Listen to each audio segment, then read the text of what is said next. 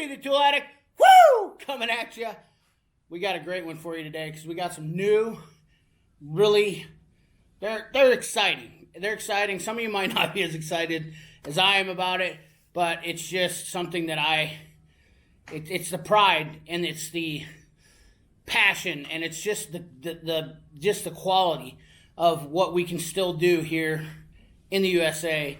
And this is why I like Snap-on, because they do pull together some stuff, and we're going to talk about this, but we're going to go into a tool haul. I've got the new Snap-on flyer. Not sure we're going to talk about this in depth, but I do have a video on the D10 Titan, and I got to tell you, let me know in the comment box what you guys want to talk about. If you even want to listen and see the video I have on the D10, because I did a little bit of a video.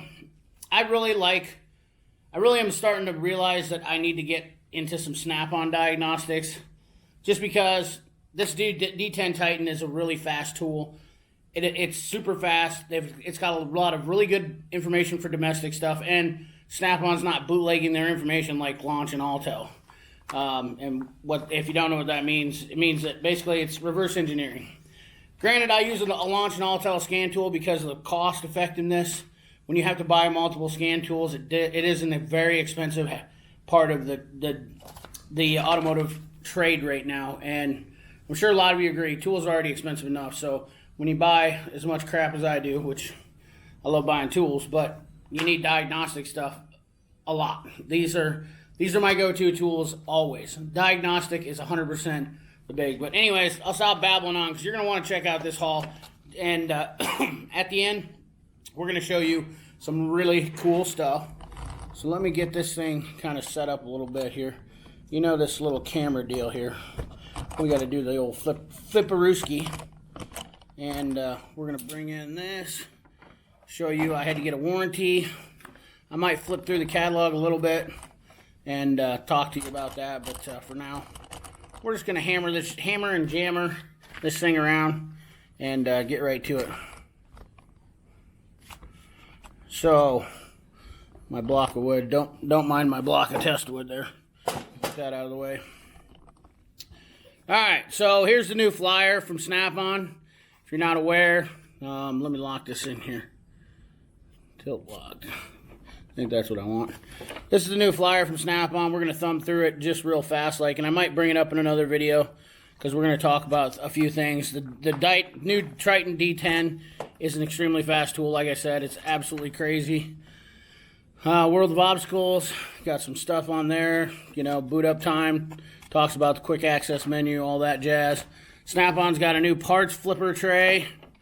They got a light, drill, monster lithium inline die grinder.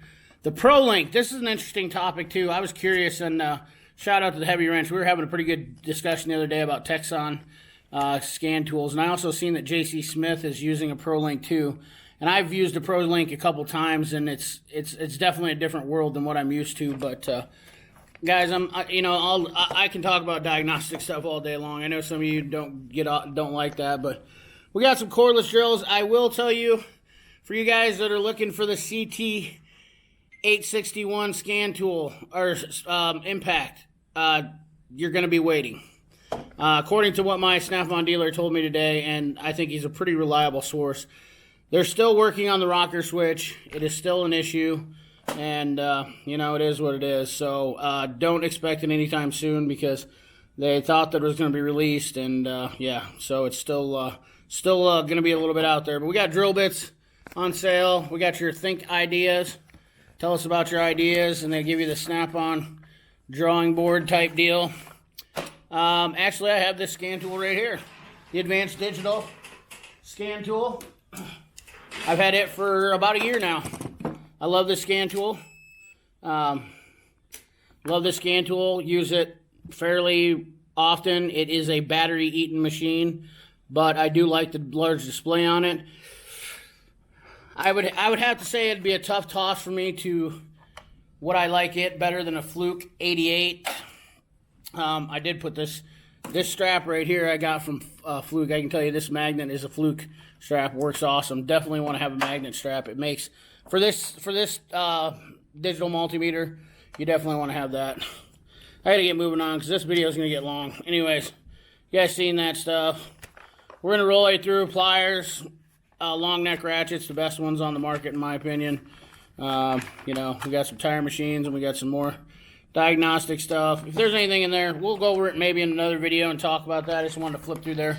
Let's talk about what I got for a tool haul. Picked up a Snap-on 12-foot tape measure, TPMA 12, and I have a TPMA A5. I bought a metric a while back, and I just decided I wanted a standard because I like the all-metal construction. I like the double design. The numbers are pretty easy to read.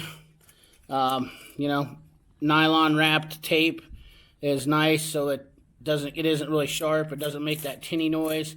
It's quiet, and it doesn't scratch metal surfaces. That's what I like about the Snap-on tape measure the most, is if I have to do something around a car, this is a kind of a non-marring. Now, you're obviously going to scratch it if you get something going on here, but this is nylon wrapped, which makes it nice. And it's just quiet, well-built tape measure, you know, literally. Not a big deal, $25, so might be kind of pricey. Then I had a pair of Knipex pliers that I got warrantied out because I got an upcoming video about some plier cutters.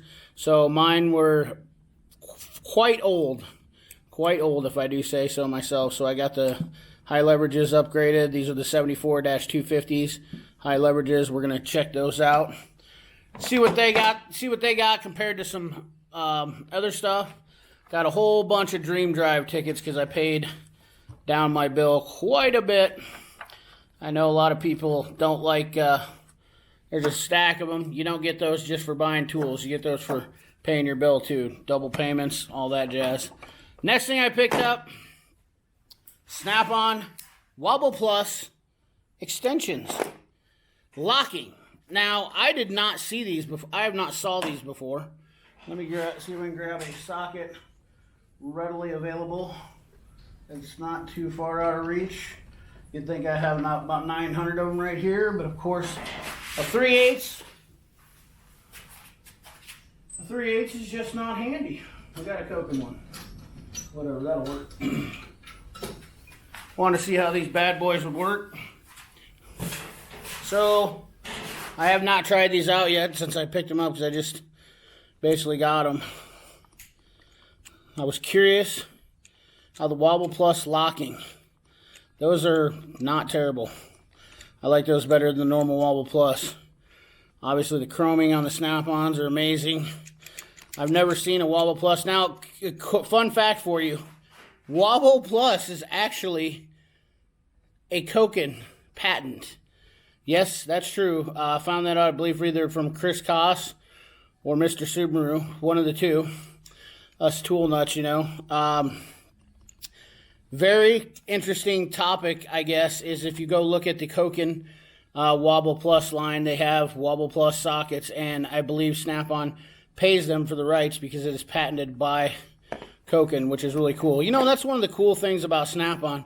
A lot of people dog on Snap-on, but they don't look at the whole thing is that Snap-on does support a lot of different companies in the tool industry, not only just themselves. I mean, people talk about the price, but let's be realistic here. If you really knew the nuts and bolts of what was going on in Snap-on, you know, just stop looking at the price and actually look at how many people they employ, some of the cool things they do, and who the people they work with worldwide. Companies and other tool industry, they're a major player.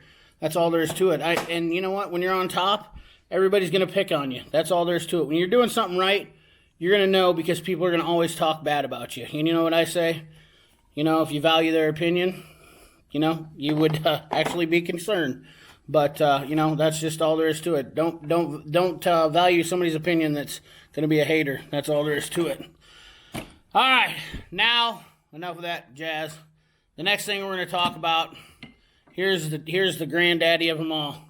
Ta-da! Oh, that's right, vise grip. No, these are American-made, DeWitt, made in the USA, vise grips. Why do I have those? Ta-da! Because we have the new Snap-on. We're going to talk about a couple of subtle differences right off the bat that you can tell. These are the exact same brand made 20 years later in the United States from DeWitt, Nebraska. Now, why does Snap-on? Here's another good thing about Snap-on is they're promoting the Eaglegrip pliers for, look at the shine on these bad boys. They're promoting the pliers. They're exclusive to Snap-on right now. Excuse me. I forget the price. They were like 50, 60, 70 bucks. They are kind of pricey, but the jaws on them are exquisite. You know, and I'm not a huge vice grip, you know, connoisseur, but let's look at the differences between what they used to be and what they are now. And I can honestly tell you, I think they have definitely sharpened them up a little bit. Now, if you look, the design has changed a slight bit. You see the cat's paw type ending up towards the front there. They had more serrations on the older models than they do on the newer ones. On the top side, that's the weird part, is they reversed it. So if you look at the top side, they did the same exact thing and reversed it and to match the bottom on the old style. I think, all in all, realistically, they are pretty much a good quality. The thing is, they're a good quality of steel. Let's look at the jaw. So the jaw differences too. I want to point that out. A little bit geometry difference maybe on the jaw differences. Not quite sure. You can tell. I think they're just a little bit wider on the new ones. I could be wrong. But you can see right up at the tips, they kind of changed a little bit. They're a little bit closer here on this tip. These are a little bit wider back here and a little bit more open right there. So, in the inside of them, I see the spring and the screw. Looks like it's maybe upgraded to a black phosphorus, probably for corrosion control, which is definitely a nice thing. I'm happy that I can actually use my USA ones again, to be honest with you, because I probably won't use these as much just because, you know, these are kind of cool. Definitely a different finish on them. You definitely got a polished finish on these now.